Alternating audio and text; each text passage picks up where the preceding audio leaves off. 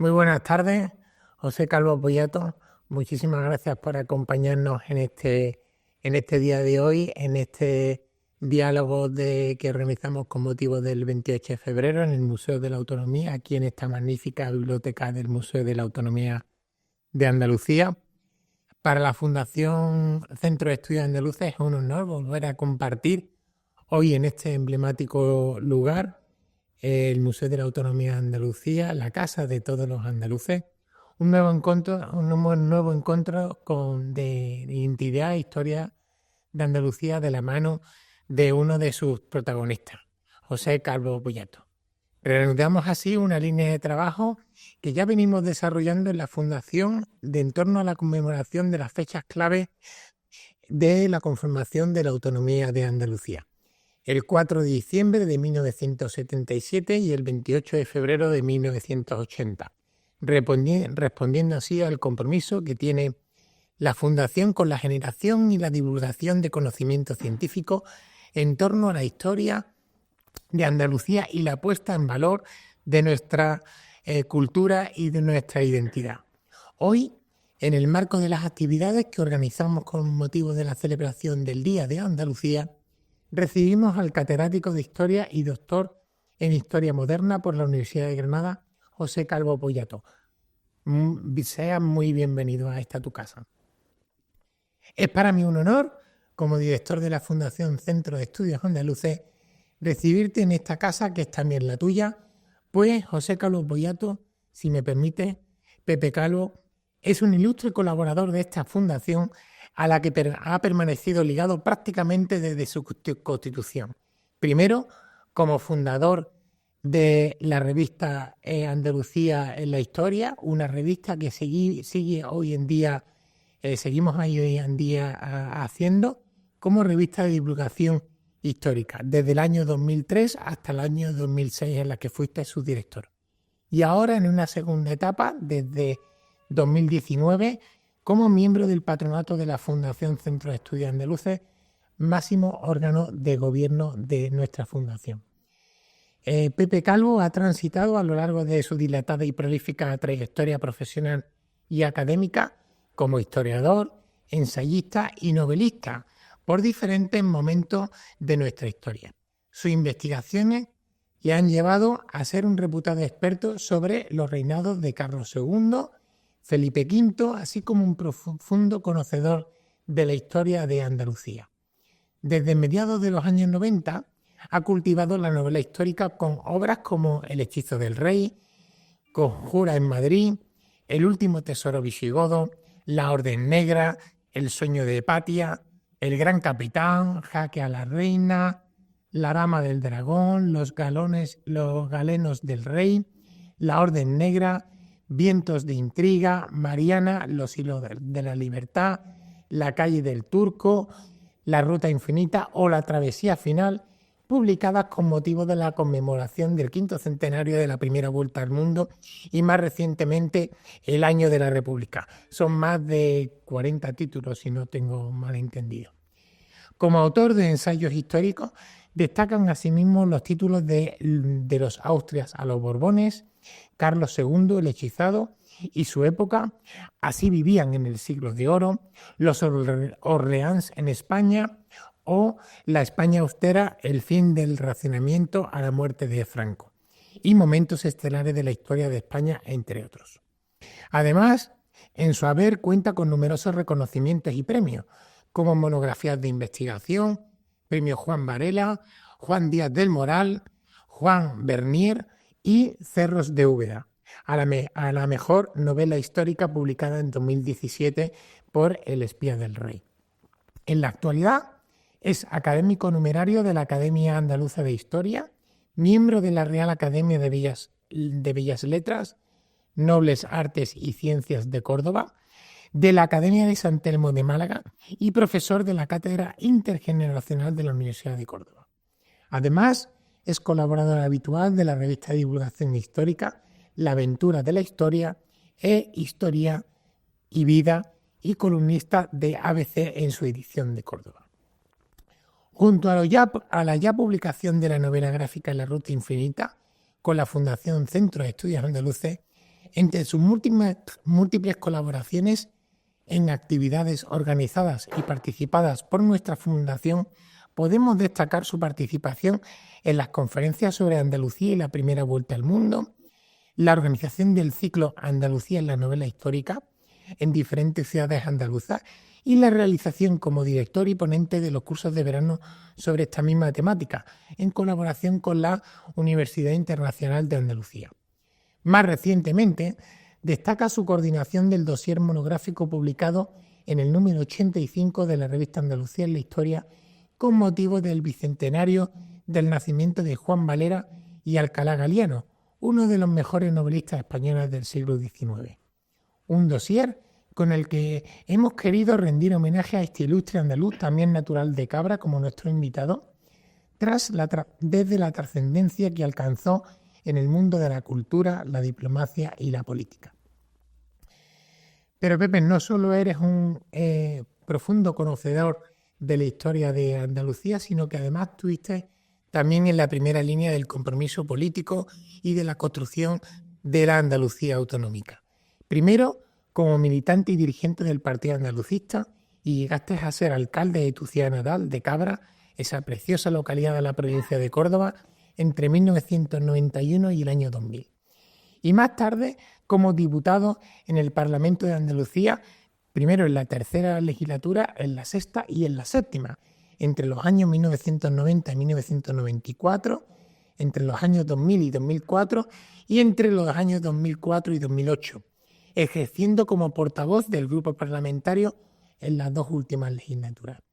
En el año 2005, además, decides abandonar la política activa para dedicarte plenamente a la literatura y al periodismo. Con semejante bagaje, recapitulemos. Empezamos por la génesis de tu compromiso político. ¿Qué llevó a cuando eras joven, un joven negabrense, a abandonar ese primer andalucismo de los años 80? ¿Y cuáles eran tus referentes entonces? Y valoras, y en tu opinión, ¿qué es lo que, digamos, te definía o buscabas? Bueno, me vas a permitir que yo en primer lugar agradezca ese casi discurso que has echado sobre lo que yo he hecho a lo largo de muchos años de mi vida, hombre, y con la amabilidad que lo has hecho. Y decirte que yo en el Centro de Estudios Andaluces me siento, como tú has dicho muy bien, en mi casa, ¿no? Has dicho que esta es la casa de todos los andaluces, es cierto, y yo aquí me siento extraordinariamente cómodo. Por lo tanto, muchísimas gracias, ¿no? Sobre lo que me acabas de preguntar, yo en los finales de los 70, principios de los 80, como muchos jóvenes, o por lo menos algunos jóvenes de aquella época, decíamos que nos dolía un poco Andalucía, ¿no? Hacía algún tiempo que un periodista ya fallecido, Antonio Burgos, había publicado un libro que se titulaba, entre interrogaciones, Andalucía tercer mundo. Nuestra tierra era una tierra de emigración. Miles, millones de andaluces habían marchado a otras zonas de España, como era Cataluña principalmente, o el País Vasco, ¿no?, a buscarse una vida que en nuestra tierra se le negaba. Y a algunos nos dolía aquello. A mí no, yo no quería que mi tierra fuera una tierra, no ya porque entienda que la emigración es mala, sino simplemente porque la gente que abandona normalmente su tierra no lo hace por gusto propio, digo normalmente, puede que alguien sí, sino porque se ve obligado por alguna circunstancia que le obliga a ello. Del dolor de muchísimas familias cuando vieron cómo se marchaba la gente y de las dificultades que planteaba la vida en aquel momento para los andaluces.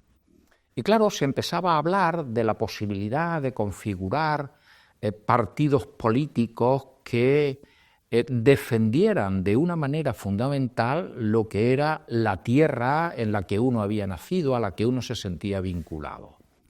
Y yo entendía que aquello era una posibilidad de hacer realidad ciertas cosas, de llevar a cabo algunos proyectos, y por lo tanto había que embarcarse en ellos. Y aclaro desde el primer momento, yo me siento muy andaluz, pero también me siento español. Por lo tanto, mi idea en aquel momento era potenciar Andalucía con un partido andaluz, pero con un partido que pertenecía y formaba parte del conjunto de España.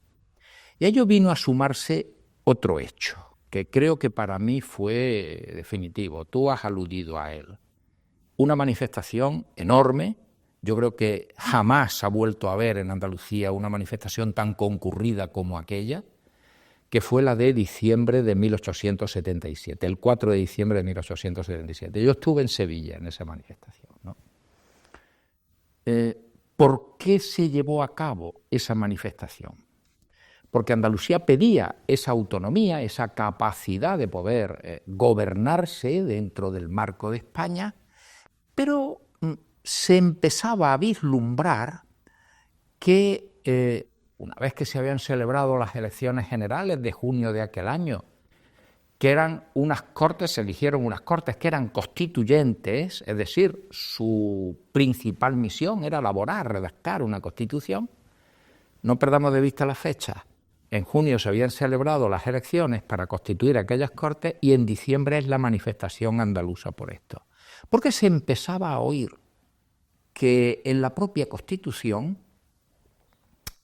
podían establecerse niveles diferentes de autogobierno, es decir, establecer diferencias entre unos territorios y otros, ¿no? Se empezaba a hablar de que había unas llamadas comunidades históricas, y ese carácter se le daba básicamente a catalanes y vascos. Yo me sublevaba contra aquello. Me sublevaba contra aquello porque yo no quería que Andalucía, como muchos andaluces evidentemente, estuviese en lo que podríamos denominar segunda división en aquel establecimiento.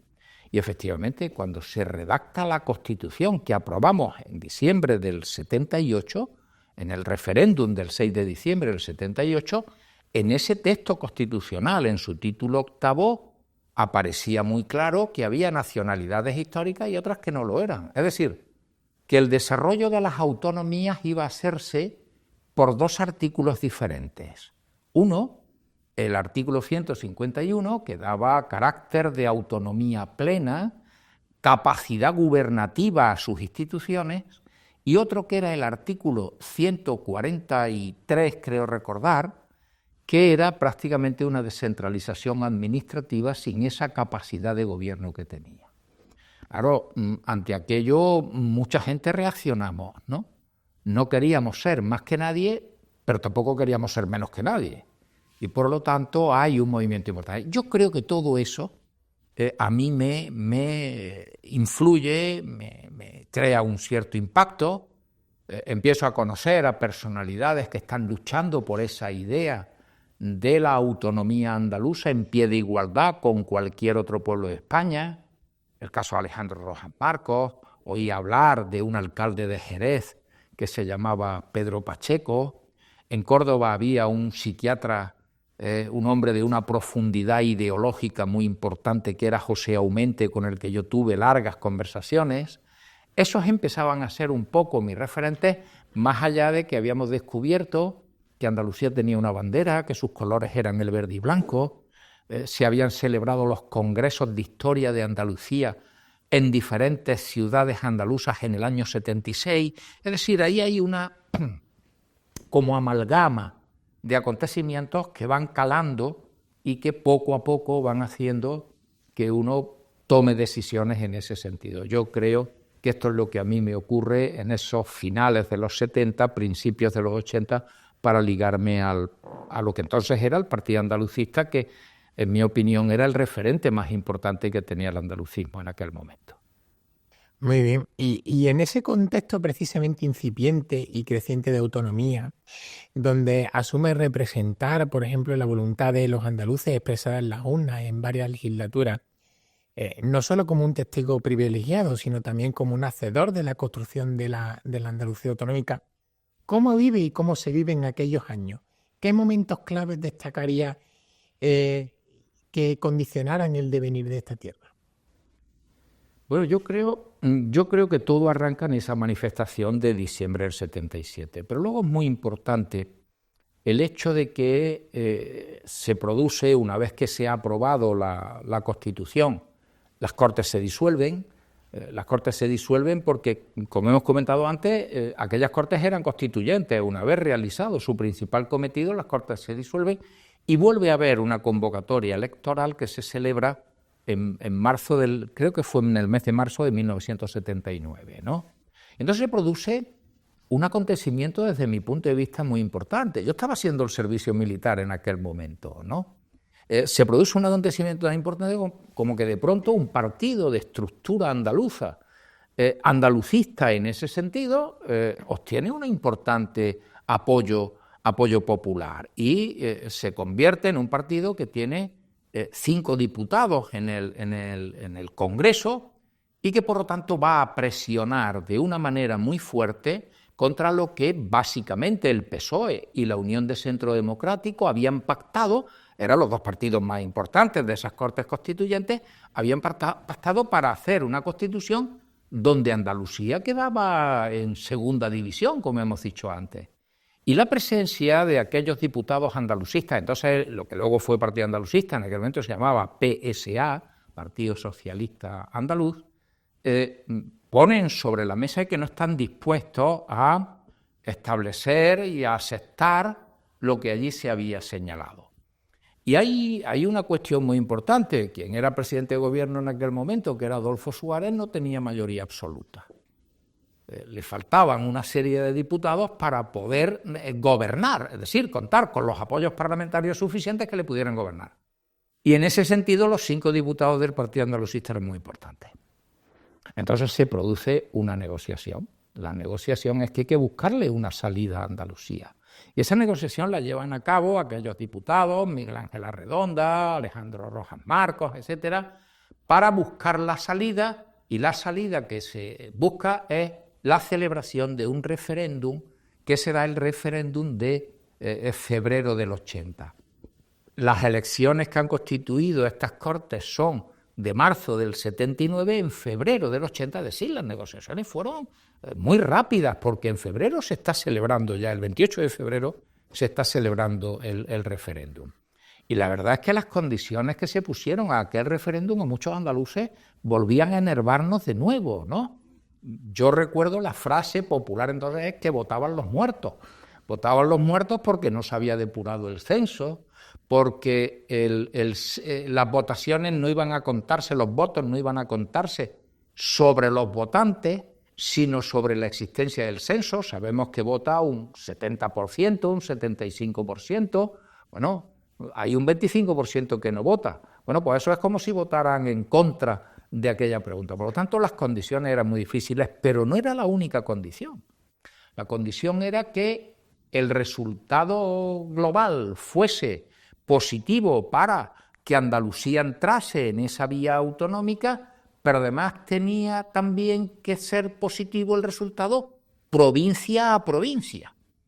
Y yo recuerdo que las encuestas que se preparaban entonces señalaban que había 4 provincias, fundamentalmente las de lo que conocemos como Andalucía Occidental, ¿no? Las del Valle del Guadalquivir, que podrían superar aquel 50% contra el censo, no que el 50% de los votantes, sino el 50% del censo aceptase que Andalucía entrase por esa vía autonómica, pero que la parte de la Andalucía de las cordilleras béticas lo tenía más complicado, ¿no?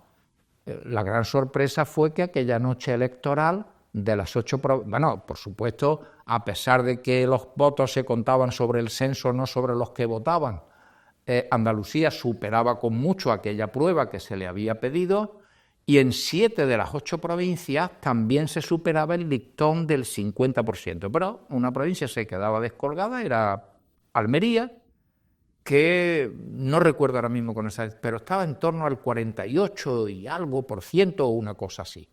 De tal manera que, si se quiere, desde un punto de vista estrictamente legal, tal y como se había convocado el referéndum, que yo creo que era un referéndum leonino, Andalucía lo había perdido, pero moralmente lo había ganado. Es decir, aquello fue una explosión de júbilo extraordinaria, pese a la dificultad que suponía aquello. Y hubo que abrir entonces una negociación dura con Suárez para ver cómo se recomponía todo aquello.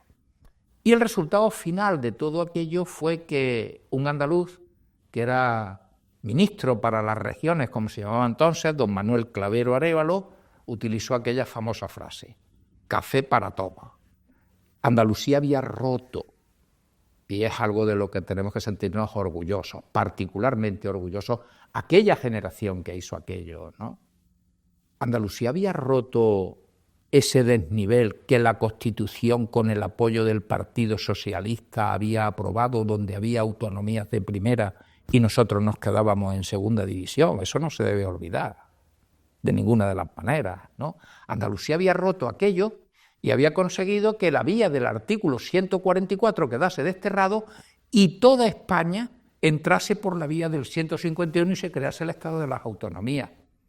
A mí eso me parece verdaderamente extraordinario, o sea, que me parece que fuimos los andaluces quienes rompimos la realidad que se nos había creado con la Constitución tal y como se había redactado y dimos lugar al Estado de las Autonomías en pie de igualdad a todos los españoles, que me parece que es un elemento fundamental. Claro, la Constitución tenía todos los españoles somos iguales, y luego en el título octavo decía que unos españoles podían acceder a la autonomía por la vía de un artículo y otros por la vía de otro artículo.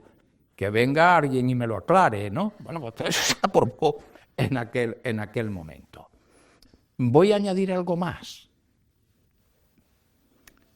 Hoy estamos asistiendo a un proceso donde los españoles empezamos de nuevo a ser desiguales según vivamos en un sitio o en otro. Y me encuentro con políticos de nuestra época que dicen que, por ejemplo, el salario mínimo en un determinado sitio tiene que ser más alto que en otro. Y dicen que en Cataluña tiene que ser más alto que en Andalucía, tiene que ser más alto que en Extremadura. A ver quién arregla esto, porque de nuevo volvemos a una situación donde la desigualdad en cuanto a los derechos, en cuanto a las realidades que viven unos españoles y otros son diferentes.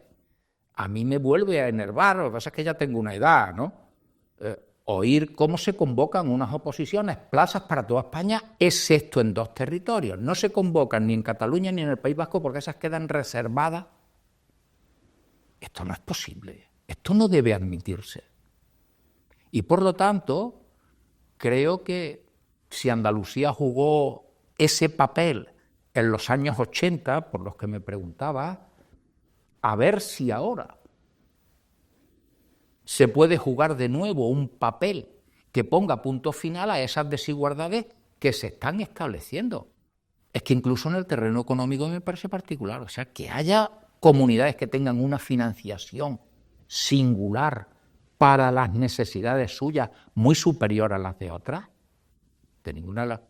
En fin, no sé, hoy ya no existe el Partido Andalucista, el Partido Andalucista desapareció, por lo tanto tiene que ser otra arma política la que encabece, la que yo creo que debe ser una protesta generalizada para poner fin a una situación de desigualdad que me he permitido, en fin, estas comparaciones siempre tienen sus puntos débiles, como comprenderá, pero que con carácter general es válido,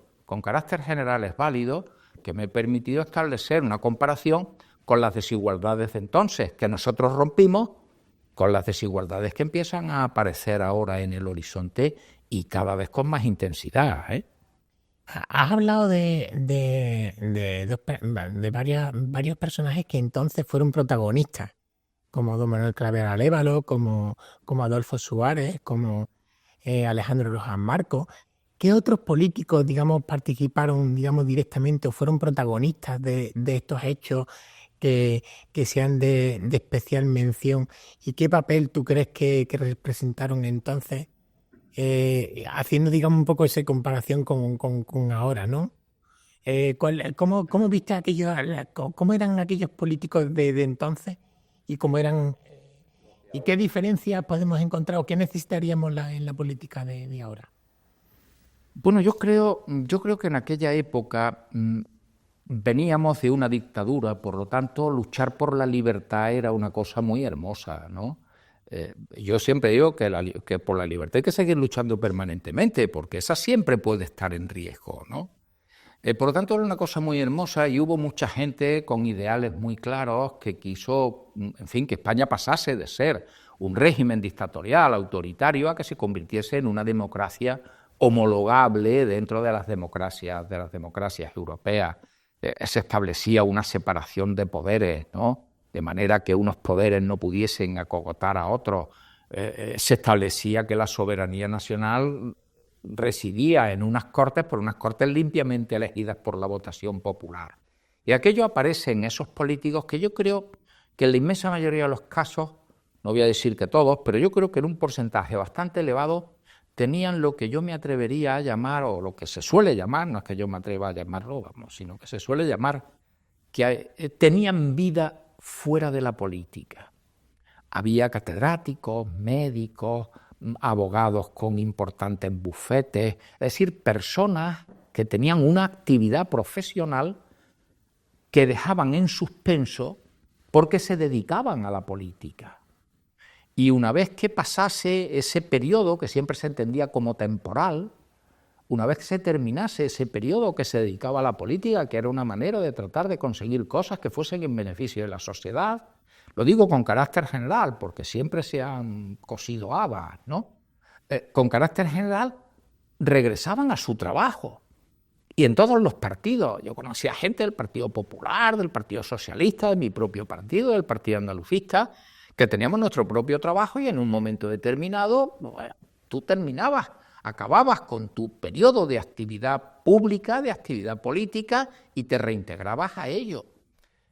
Tú has comentado antes que yo la segunda de esas legislaturas en la que fui portavoz del grupo parlamentario andalucista, dimití porque no estaba de acuerdo con determinadas cosas que se planteaban en aquel momento en mi partido y entendí que como no las compartía, y además, si el partido había decidido que aquellos eran los planteamientos, pues era lo que había que cumplir, y yo no estaba dispuesto a cumplirlo, pues dimití y me marché. ¿Por qué me marché? Porque tenía dónde irme. Tenía la posibilidad de volver a mi cátedra, volver a enseñarle a los muchachos, a los chicos historia, y seguir ganándome la vida como me la había ganado antes de haberme dedicado a la cuestión pública. Creo que eso estaba bastante extendido. Y creo que es una diferencia importante con respecto a muchos políticos de nuestro tiempo. No voy a decir todos, evidentemente, o sea, las generalidades a mí me parecen un error siempre, ¿no? Pero hoy hay un porcentaje elevado de personas que se han dedicado a la política, pero que desde, en fin, me vas a permitir, desde su más tierna infancia, ¿no? ¿Sabes? Pues están en política. No tienen vida fuera de la política, por lo tanto tienen que han convertido la política en una profesión, han de aferrarse a ella porque si abandonan esa profesión no tienen otra a la que acudir. Creo que eso no es bueno, ni para la propia política, ni para la sociedad, ni para la sociedad en general. Yo creo que esa es una diferencia. Y luego hay otra, esa ya sería con respecto a lo que son los políticos en concreto, y luego hay otra que a mí me parece que reviste un carácter más general, ¿no?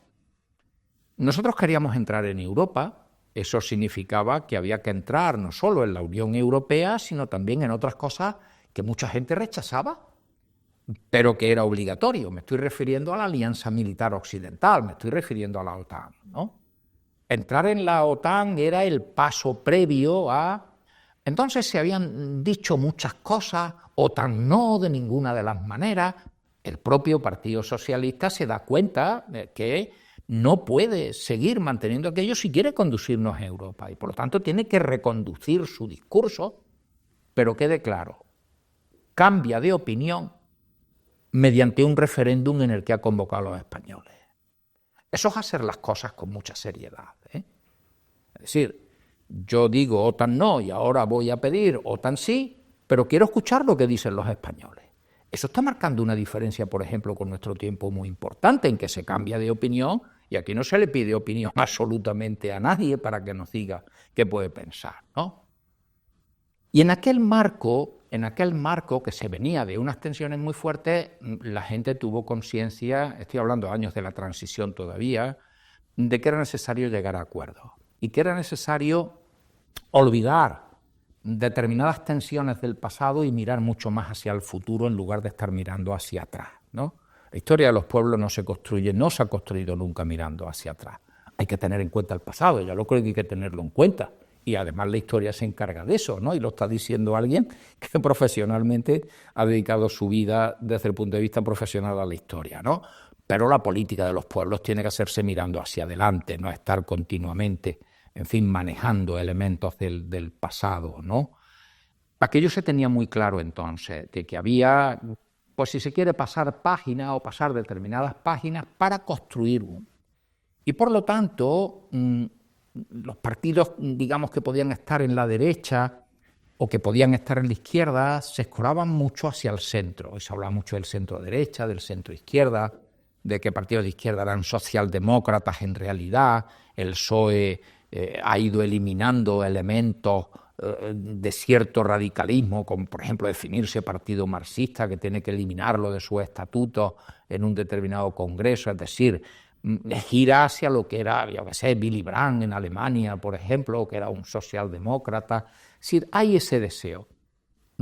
Yo creo que otra diferencia con nuestro tiempo es que hay una tensión que lleva a vaciar un poco ese centro al que todo el mundo aspiraba entonces, y hoy se radicalizan mucho más las posturas hacia los extremos, tanto a la derecha como a la izquierda, ¿no? Tampoco me parece bueno, lo mismo que no me parecía muy bueno lo que decía antes de que las personas que se dedican a la política tengan vida fuera de la política. Muy bien, pues desde entonces hasta ahora, desde la perspectiva de nuestro tiempo, ¿cómo crees que ha evolucionado Andalucía como sujeto político y sobre todo en el conjunto de España?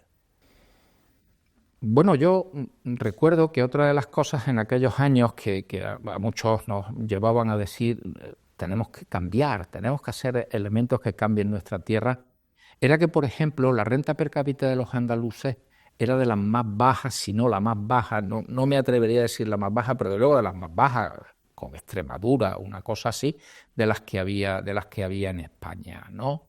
La renta per cápita era más baja y el Producto Interior Bruto de Andalucía, el PIB de cada una de las provincias también.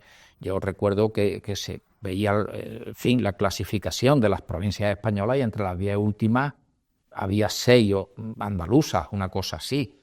Se escapaba, por ejemplo, Almería, que siempre había estado muy al final, pero, en fin, los cultivos bajo invernadero, etcétera, etcétera, han transformado aquella tierra de una manera extraordinaria.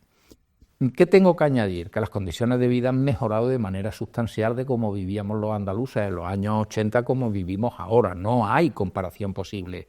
Nuestros sistemas de comunicación, trenes de alta velocidad, que por cierto últimamente funcionan mucho peor que hace solamente 3 o 4 años, que tenían a gala ser los más puntuales de Europa, ahora eso ya no ocurre. Una red de autovías y de autopistas muy importante para conectar el territorio, es decir, de la Andalucía de los años 80, pongamos por caso a la Andalucía del 2025, hay una transformación enorme. Ahora bien, en el marco de España seguimos en el mismo sitio donde estábamos entonces, ¿eh? Es decir, Andalucía tiene una renta per cápita de los andaluces mucho más baja que los demás, por debajo de la media española, no sé si es la última o la penúltima, ahí seguimos anclados con una renta per cápita más baja y seguimos anclados con un Producto Interior Bruto de nuestras provincias que siguen colocando a muchas provincias andaluzas en la cola de ese planteamiento. Por lo tanto, mi respuesta sería doble. Hemos mejorado sustancialmente, vamos, no hay más que ver el ambiente, y 2, seguimos muy atrás, ¿eh? Nosotros seguimos siendo una región de objetivo número 1 para Europa a la hora de tener que ayudarnos, subvencionarnos, etcétera, etcétera. El Partido Socialista ha gobernado durante 35 años y ahora el Partido Popular pues lleva también un quinquenio, 6 años gobernando, y no solo hay que mejorar la vida, sino tratar cuando menos de ponernos a la altura de la media de España. Yo he dicho antes que no queremos ser más que nadie, pero tampoco queremos ser menos que nadie, ¿no? ¿Vamos? Entonces, estar ahí al menos en la media creo que tiene que seguir siendo un objetivo prioritario. Y en ese sentido, yo creo que ha influido mucho la subvencionar a una sociedad. Las subvenciones son buenas, es decir, la ayuda a lo que ahora se llama, en fin, perfiles débiles, que se está en riesgo de exclusión, una sociedad moderna tiene que ayudar ahí, ¿eh? A mí no me cabe la menor duda. Pero convertir la subvención en una especie de sistema general bajo el que se organiza una sociedad me parece un atraso. Y algo de eso hemos tenido durante muchas décadas. Es decir, la sociedad ha sido subvencionada con determinados objetivos en los que no quiero entrar, ¿no? Pero esa subvención continua me parece que ayuda a que sigamos estando en el vagón de cola del conjunto de los territorios de España. Y vuelvo a repetir, subvencionar a aquellas familias que se encuentran en un estado de debilidad, que tienen dificultades, etcétera, un Estado moderno tiene que hacerlo. No estoy abogando porque desaparezcan, sino estoy abogando porque no pueden convertirse en elemento fundamental de una sociedad que en lugar de aspirar a otras cosas, aspira a que le subvencione. Muy bien. Y en aquellos primeros años en el Parlamento de Andalucía, ¿qué espíritu se desarrollaba? ¿Cuáles eran, digamos, los principales retos o objetivos que se planteaban? Y si se veían como algo factible o como, digamos, objetivos a demasiado largo plazo que eran casi irrealizables. ¿Cómo se vivían aquellos primeros años en el Parlamento de Andalucía, en el primer parlamento que tuvo nuestra comunidad autónoma? Bueno, yo fui parlamentario por primera vez en la legislatura tercera, del año 90 al año 94. Por cierto, aquella legislatura es la que inaugura la actual sede del Parlamento de Andalucía en el antiguo Hospital de las Cinco Llagas. Con anterioridad el trabajo había que hacerlo de otra manera. El salón de plenos se encontraba en La Gavidia, al lado de la Plaza del Duque. En la calle Reyes Católicos se encontraban las salas donde se celebraban las comisiones. Apenas se tenía espacio, es decir, se trabajaba de una manera muy diferente. Yo recuerdo que cuando nos trasladamos en el año 90, no me acuerdo bien si fue en el 91 o en el 92, pero creo que fue en el 92, ¿no? En aquella legislatura, bueno, aquello supuso un cambio en cuanto a los medios materiales de que se podía disponer para trabajar, verdaderamente extraordinario. Recuerdo que el presidente era un onubense que se llamaba Marín Rite, que yo creo que era presidente de todo, es decir, se sentía muy presidente de todo, llevando además, en fin, el Parlamento con mano no dura, pero con energía para que las cosas fuesen en su sitio, ¿no? Y recuerdo que aquella legislatura estuvo, si no mediatizada, por lo menos muy influida por el 92. Es decir, el 92 para Andalucía era muy importante para toda España. Recuerden que además de las Olimpiadas de Barcelona, era la época de la Expo de Sevilla, era recordar un momento glorioso de nuestra historia y por lo tanto muchas cosas se hicieron en función de aquello, ¿no? El AVE iba a empezar a funcionar por primera vez, aquella línea más antigua, la Madrid-Sevilla, ¿no?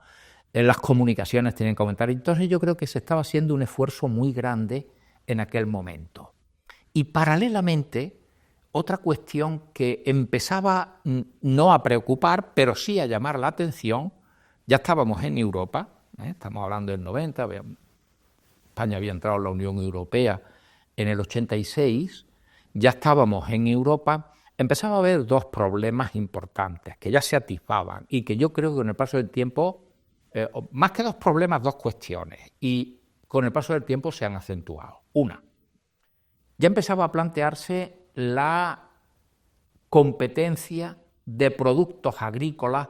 Para Andalucía la agricultura y la industria agroalimentaria es importante, muy importante. No quiero decir que sea la única porque hay otras posibilidades muy grandes en otros terrenos, ¿no? Pero ya empezaba a haber una competencia que los agricultores andaluces consideraban como desleal de países de fuera de la Unión que introducían productos a los que no se le exigían los requisitos que se le exigían a los productos que se producían en la Unión Europea. Entonces se exigían menos requisitos que ahora, muchos menos. Pero es que a los que estaban fuera de la Unión Europea no se les exigía absolutamente nada. Ya empezaba a haber algunos problemas con aquellos que además contaban con otro elemento.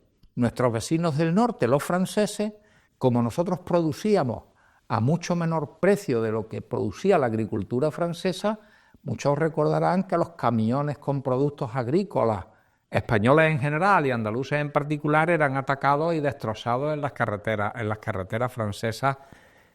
A mí me molestaba muchísimo la pasividad de la gendarmería francesa, ¿no? Nunca llegaba a tiempo, y los camioneros españoles soportaron duramente el ataque a esos productos. Y por otro lado, se atisbaba por primera vez que los españoles, que habíamos sido generalmente un pueblo de emigrantes, y los andaluces en particular, aunque fueran migraciones internas, empezábamos a ser un país a donde llegaban los emigrantes.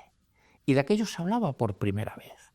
Y claro, había quien lo veía bien, quien lo veía mal, quien lo veía como una amenaza, quien lo veía como una posibilidad, como una apuesta de futuro.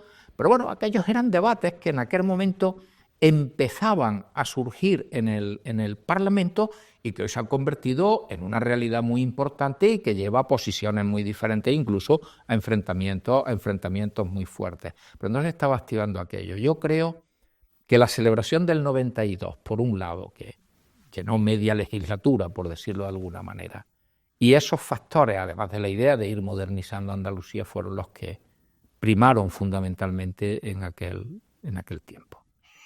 Muy bien, pues como sabes, en la Fundación Centro de Estudios Andaluces venimos realizando algunos estudios sobre las opiniones de los andaluces. En concreto, sobre estas fechas, en febrero, hacemos el de Identidad de Andalucía, donde algunos datos, por ejemplo, nos indican cómo 9 de cada 10 andaluces se sienten orgullosos, por ejemplo, o muy orgullosos de ser andaluces. Se muestran identificados también unos altos niveles de identificación con los símbolos y con su acento. A la luz de estos resultados, parece que Andalucía es una de las comunidades que se sienten más identificadas y orgullosas de su identidad. ¿Cómo valorarías, por ejemplo, ese hecho a lo largo de la historia? Porque, como bien decía, durante una época o durante muchos años hemos estado o estamos en algunos índices todavía no llegamos, digamos, a esa media del conjunto de España. Pero claro, Andalucía nunca, o durante toda su historia, no se ha evidenciado ese hecho. ¿Cómo lo identificas? ¿Cómo explicas estas cuestiones? Bueno, sobre la primera cuestión, ese orgullo que los andaluces tenemos de ser andaluces, yo creo que es muy importante, ¿eh? Y incluso de nuestra lengua, nuestra forma de hablar el español, el castellano, ¿no? Yo recuerdo, me va a permitir un pequeño inciso, que estando yo de diputado, apareció una columna en un periódico en la que se decía que el mejor andaluz, la mejor habla andaluza, ¿no?, que se daba en el Parlamento era la mía.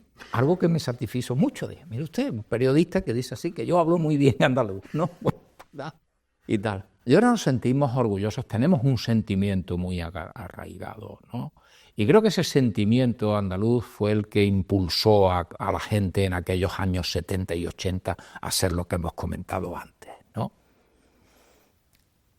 Pero yo creo que es un sentimiento, no va más allá. No va más allá de un concepto racional que lleve a, ¿no? Sino ese sentimiento es muy fuerte. Y luego los andaluces en general nos sentimos muy orgullosos de ser andaluces, de nuestra historia, de nuestro papel, pero también somos españoles.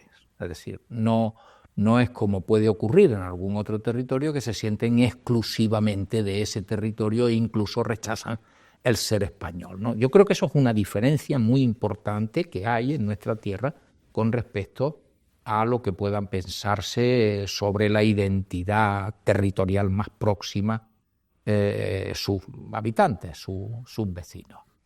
Y luego, sobre la segunda parte de la pregunta que me has hecho, efectivamente Andalucía no ha estado siempre, sino más bien al contrario, a la cola de lo que conocemos como España.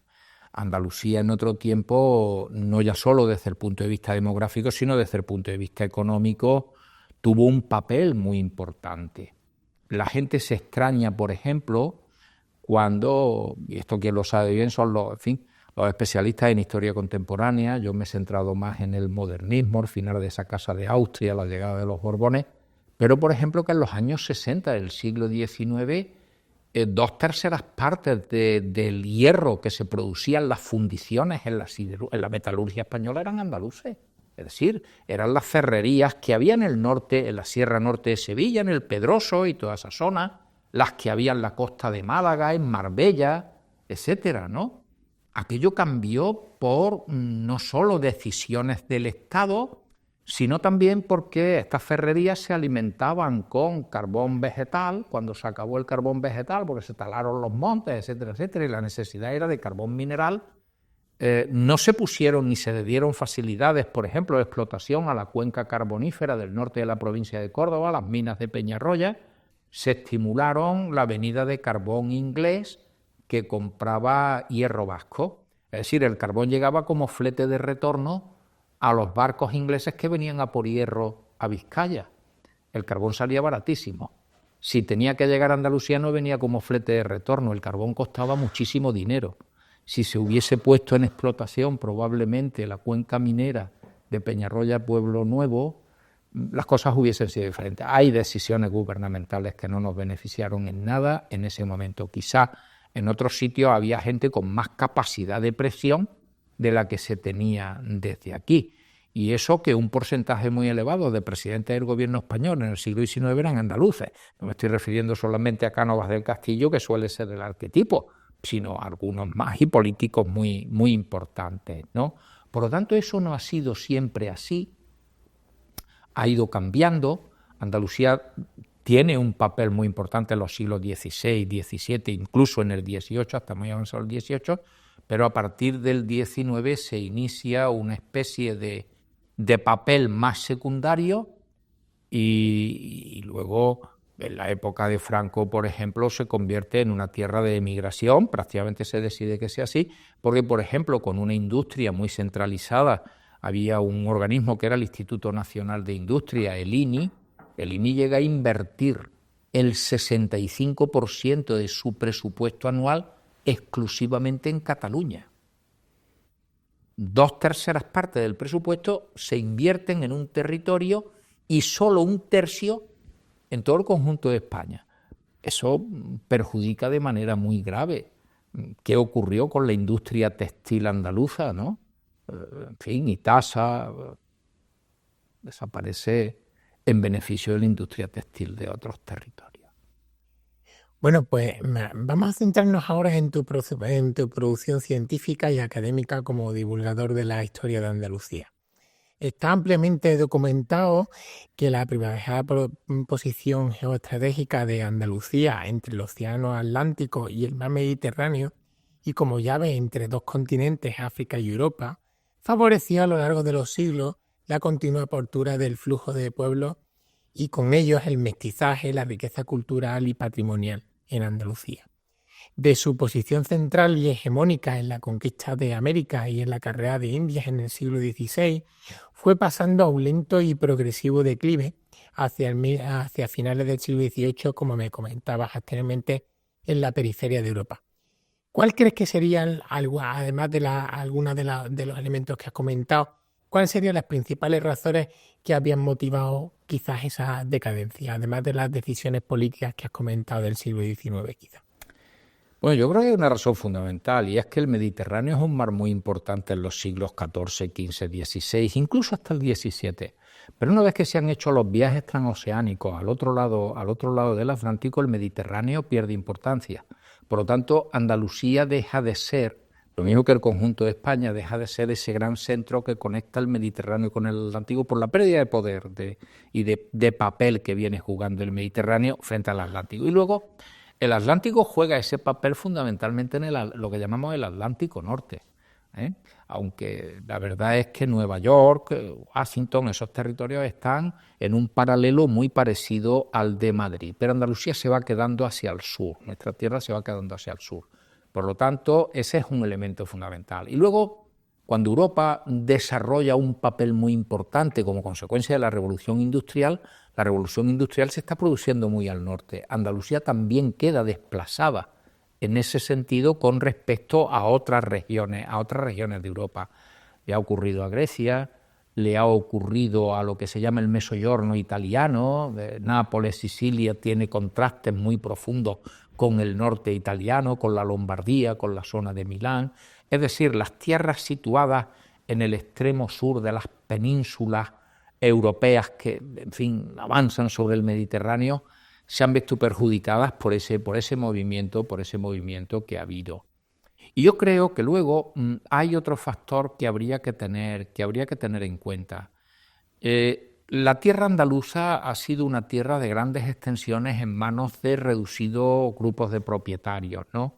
Y eso ha dado lugar, a diferencia de otros territorios donde había conjuntos muy importantes de pequeños, de medianos propietarios, que con sus heredades podían tener un nivel de vida aceptable.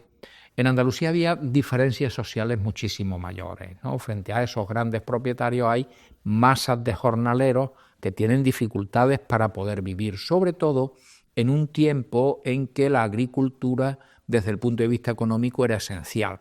Pero pensemos que todo eso tiene una importancia muy grande en el siglo XIX. La población española sigue siendo, desde el punto de vista económico, agrícola, en un porcentaje muy elevado, no me atrevería ahora a dar un tanto por ciento, hasta bien avanzado el siglo XX, hasta bien avanzada la segunda mitad del siglo XX, ¿no?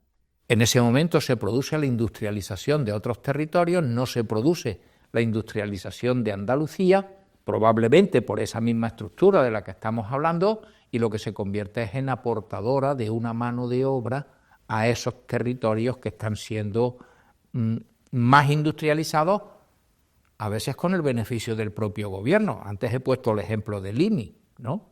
Por lo tanto, si las inversiones del Instituto Nacional de Industria se concentran en Cataluña durante muchos años, en la época del franquismo, en la época de la dictadura franquista, ese dinero no puede venir a Sevilla, no puede venir a Málaga, a Córdoba o a Granada, ¿no? Ni a Huelva, Almería, en fin, a ninguna parte. Entonces yo creo que ha habido también factores de las propias decisiones gubernativas que no han beneficiado a Andalucía.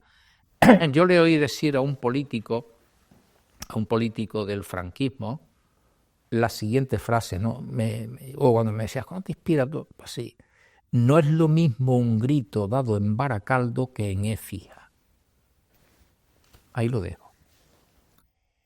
Bueno, pues además de su posición geoestratégica única y de forma indiscutible en riqueza histórica, multicultural y patrimonial de Andalucía, goza de una vasta riqueza natural, climatológica, vegetal, acuífera, portuaria, agrícola, minera. ¿Cómo podría la Andalucía de hoy valerse de todo ese potencial para recuperar posiciones de liderazgo en el contexto de un mundo globalizado como en el que estamos ahora? Ay, si yo lo supiera, daba la solución inmediatamente. Yo creo que eso son cuestiones complicadas, muy difíciles, pero efectivamente, por ejemplo, en el mundo de la energía, Andalucía tiene una posición extraordinaria para lo que se dice que son las energías del futuro. Y no me refiero exclusivamente a la energía solar o la energía eólica, sino a la nueva energía verde de la que estamos hablando. Pero a veces decisiones gubernamentales nos pueden echar por alto esas posibilidades. Yo creo que los políticos andaluces tienen que presionar con mucha fuerza allí donde se toman estas decisiones para que esas grandes posibilidades que tenemos no se queden en posibilidades, sino que se conviertan en realidades. Es decir, desde el punto de vista energético tenemos una posición muy, muy favorable. Desde el punto de vista climático también lo tenemos. Es decir, yo oigo decir continuamente, no tengo datos para esto, nada más que lo que leo en la prensa, oigo en la radio o oigo comentar a algunas personas, ¿no? Que tampoco me parece que sea un método muy científico, pero es del que yo puedo disponer, ¿no?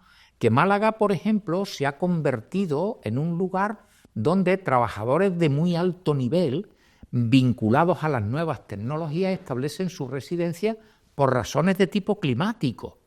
Pues tenemos que aprovecharlo. Tenemos que aprovecharlo porque eso significa una riqueza extraordinaria para el país. Y tenemos un patrimonio cultural que tiene un atractivo verdaderamente enorme para poder visitarnos más allá de nuestras posibilidades climáticas. Me estoy refiriendo a edificios que están entre los más visitados de España y en algún caso hasta del mundo, como puede ser la Alhambra de Granada, incluso la propia mezquita de Córdoba, ¿no? Esa riqueza cultural me vas a permitir, pues yo al fin y al cabo soy cordobés, de un pueblo de Córdoba, que diga que Córdoba es la ciudad que tiene más patrimonio de la humanidad de España y una de las que tiene más del mundo. En Córdoba hay 4 elementos patrimonio de la humanidad. el enorme atractivo que eso puede ejercer desde la mezquita a Medina Sahara, el propio casco histórico de Córdoba, el barrio de la Judería y sus patios, esos son atractivos de muy diversa índole que explotados adecuadamente pueden resultar atractivos. Ahora bien, eso también tiene peligros muy grandes como estamos viendo, es decir, cada vez vemos mayores señas de protesta de una especie de turismo exacerbado que está dificultando la vida ciudadana. Por lo tanto, con el cuidado correspondiente. Y luego, ya que nuestros recursos, Andalucía ha sido tierra de recursos muy importantes, de recursos mineros muy importantes, esa cuenca carbonífera que decíamos que terminó cerrándose por mor de las nuevas energías. Por cierto, en otros países de Europa no se han cerrado. Es decir, ¿por qué se cierra la extracción de carbón en España, aquí en la cuenca minera de León, etcétera? Y en otros países de Europa se sigue explotando el carbón con, en fin, todo el desarrollo que eso puede suponerse. Son preguntas que me hago cuando oigo decir, miren, en Polonia la producción carbonífera es muy elevada, Alemania vuelve de nuevo a la producción carbonífera, y aquí, ¿qué estamos haciendo? O sea, son preguntas que me hago, ¿no?, en algún momento determinado. Bueno, esas riquezas que marcaron de alguna manera la Andalucía de otro tiempo, en Huelva además, incluso históricamente con mucha fuerza, cuando se llega literalmente, por cierto, el gobierno de la Primera República Española, ¿no?, llega a vender a una gran compañía inglesa de extracción de metales prácticamente aquel territorio, ¿no?, que queda controlado por esa compañía desde muy diversos puntos de vista, como han señalado, en fin, algunos egregios historiadores onubenses. Muy bien. Pepe, has comentado en determinados hechos históricos y sobre todo has puesto en valor el patrimonio que tiene Andalucía, tanto histórico como cultural, y sobre todo esos lugares patrimonios de la humanidad, como por ejemplo los que hay en Córdoba. ¿Crees que los andaluces valoramos suficientemente y conocemos nuestra historia como para ponerla, darle todo el valor que se merece? ¿Crees que hay algo que se pueda hacer o que debamos los andaluces conocer mejor o por lo que preocuparnos mejor precisamente para conocer o divulgar mejor el conocimiento que tenemos de ello? Yo creo que no se conoce suficientemente, y eso que hay instituciones, y no es por alabar al Centra, que están haciendo esfuerzos enormes por mejorar el conocimiento de nuestra historia.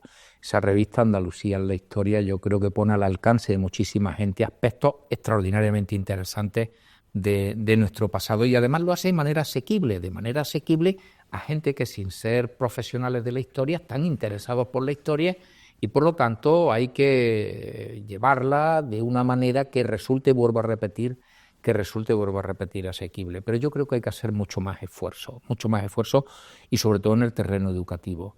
Yo hace ya tiempo que dejé de tener presencia en las aulas, ¿no?, pero lo que me llegan de compañeros es que la situación está cada vez más deteriorada, ¿no?, que los programas son elementales, tan elementales que no se profundizan no ya en los niveles inferiores del sistema educativo, digo inferiores por razones de edad, no por otra cosa, pero que también llega a los niveles académicos más altos, ¿no?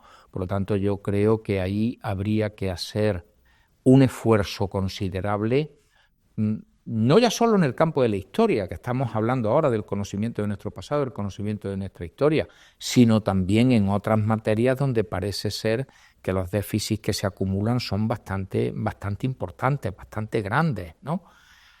Creo que ahí estamos perdiendo. Yo cuando salen las notas estas del programa PISA y veo que en otras partes del mundo, como Corea, por ejemplo, como Finlandia, por ejemplo, donde los alumnos obtienen resultados extraordinarios y sin embargo los alumnos españoles se encuentran más bien a la cola. Algo estamos haciendo mal, ¿no? Algo estamos haciendo mal para que nuestros jóvenes de ahora, de los que depende el futuro, salgan adelante mejor.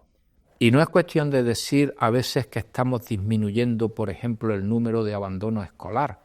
Hay menos abandono escolar cuando se aprueba a los alumnos sin conocimientos suficientes para poder aprobar. Por lo tanto, no abandono porque apruebo y me van pasando. A veces las cifras nos engañan, ¿eh?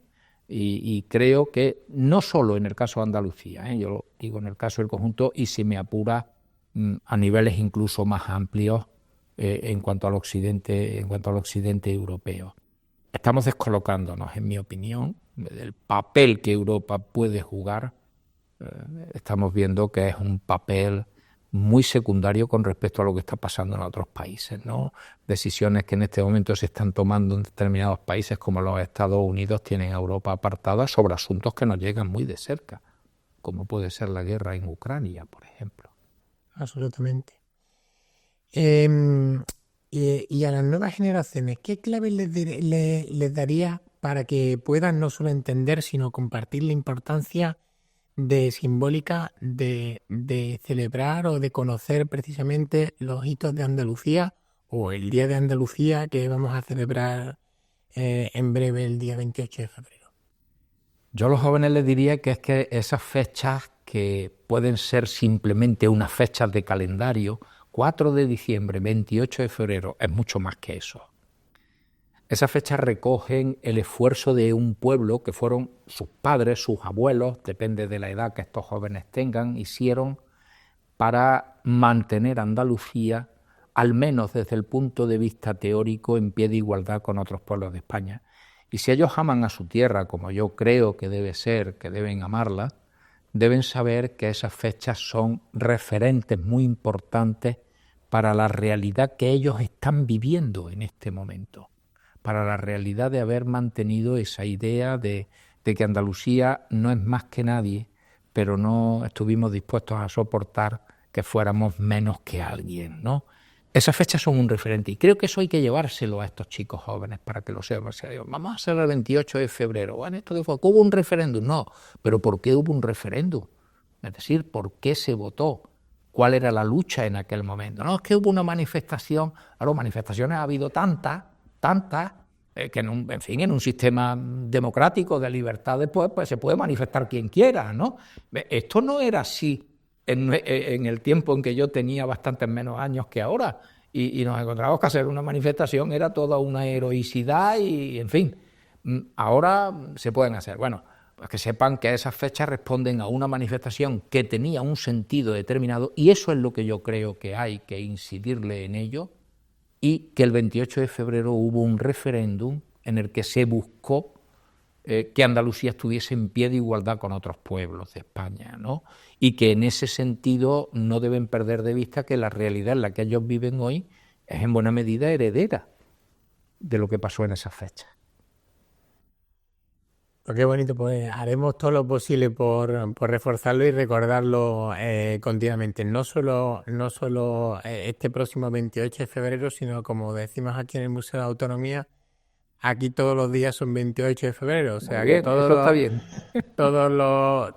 Nuestros visitantes y toda la gente que tiene contacto con nosotros intentamos recordárselo. Es que aquí la labor es muy importante, es decir, porque cuando la gente ve no ya solo esa fecha en el calendario, sino ve realidades tangibles, ve realidades materiales, ve por ejemplo una casa donde vive Blas Infante, donde pasó, con todo el valor que tiene Blas Infante, que tienen que conocerlo, ven el esfuerzo que he dicho antes que se está haciendo en el sentido de recuperar grandes figuras de nuestro pasado, grandes personajes de nuestro pasado para poder llevarlos en fin, al público en general o a los especialistas en particular, ¿no?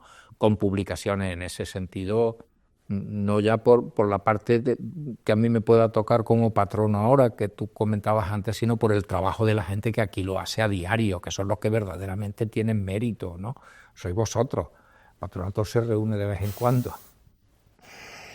Muy bien, bueno, pues para concluir, ¿alguna cosa que quieras añadir, que quieras abordar en este coloquio que estamos manteniendo y que crees que pueda ser interesante dentro del marco de estas efemérides o de cualquier otra cosa porque la historia de Andalucía es tan amplia y tiene tantos hechos de los que celebrar y de los que alegrarnos y sentirnos orgullosos, que daría no para una charla, sino para muchos cursos?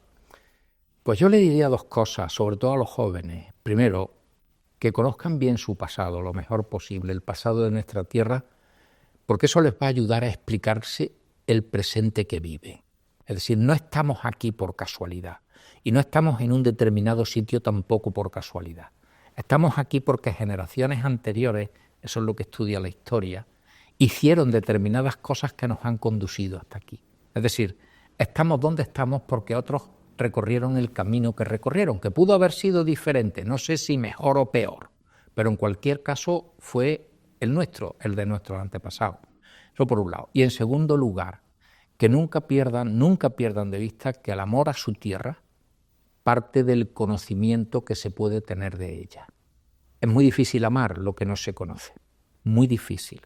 Cuanto más se conozca, más se amará una tierra que merece ser amada. Pues muchísimas gracias, Pepe Calo, por contribuir con tu testimonio a enriquecer nuestra memoria colectiva y formar parte de este proyecto de la Fundación Centro de Estudios Andaluces para promover y divulgar y poner en valor nuestra historia, nuestra cultura y nuestra identidad. Y gracias por todo lo que has hecho y sigues haciendo todos los días por Andalucía. Para mí ha sido un placer compartir este rato de conversación. Gracias contigo. Buenas tardes.